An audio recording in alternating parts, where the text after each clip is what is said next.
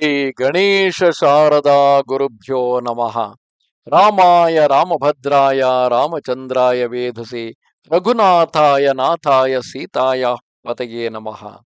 Welcome to all for this session on Ramayana to chapter 27 of Ayodhya Kanda. In the previous chapter, we saw Rama after convincing his mother and after being blessed by his mother Kausalya.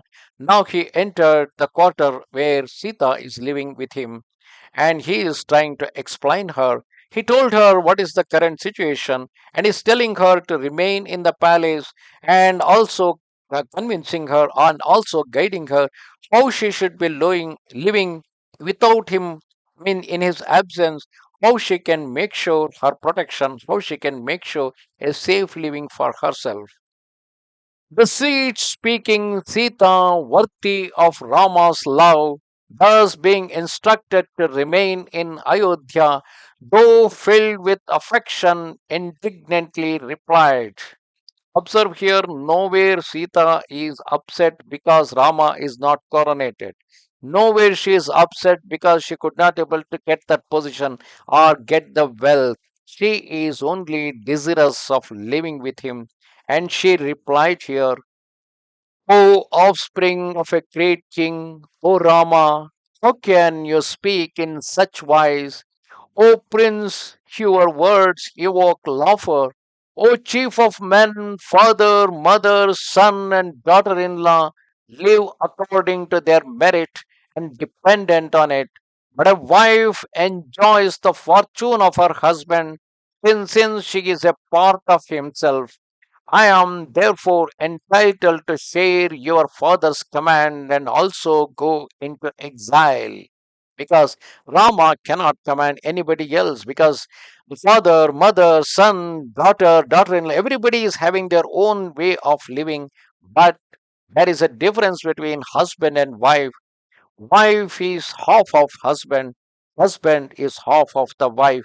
And what the husband is facing in the life, half of it means in fullness, wife also equally has to share it. And that's the reason why they are called as partners in the life and they share everything in their life. The happiness of a woman depends on her husband. Neither father, mother, son, relative, or companion avail her at death in this world and in the other world. The husband alone is her all in all. If you today depart for the forest, I will precede you on foot, clearing the thorns and kusha grass from your path. O hero, relinquishing anger and pride, take me with you without hesitation. There is no fault in me that merits my remaining here in the palace without you. The joy experienced by lords of men, whether dwelling in a palace or transported in an aerial chariot through the heavens or possessing the eightfold psychic powers, is far inferior to the joy of the wife in the service of her lord. My royal father has instructed me fully in the duties of a wife, and therefore I have no need of further instruction in the matter. So at one dash, she is striking away all those instructions given by Rama, saying that yes, I know how exactly I need to live with my father-in-law and my mother-in-law and all other members of the family. But I wish to live always by the side of my husband because whatever order given to Rama to go into the exile, it needs to be followed by his wife also because they both are the partners in everything. Assuredly, I shall accompany you to the forest uninhabited by men, filled with savage beasts such as bears and bulls. O my hero, I will dwell in the forest as happily as in the palace of my father, having no anxiety in the three worlds save the service of my spouse. It is always so. Whatever is the comfort that is given to her anywhere in the world, a woman always enjoy the company. Enjoy the living with her parents as the most dearest one for her. That is what is being considered in the tradition everywhere across the world. O hero, I will wander with you in the forest according to the ancient spiritual ordinance, free from desire for pleasure, traversing the honey scented woodland. O Lord of my life, since you can't protect and support since you can protect and support innumerable people, can you not more easily protect me? Without doubt, today I shall enter the forest with you. O fortunate prince, none can break my resolve. I shall live happily on fruits and roots with you in the forest, causing you no anxiety. Under the protection of one as wise as you, O Lord, I desire to enjoy the beauty of lakes, mountains, and rivers without hindrance. O Rama, I long with you to see the beautiful lakes where swans and karandaka birds play and charming lotuses bloom. There will I bath with you, O my lotus eyed Lord, sporting there with you. Thus would I pass 1,000 years with you. The happiness enjoyed in your company renders even the delights of heaven distasteful to me.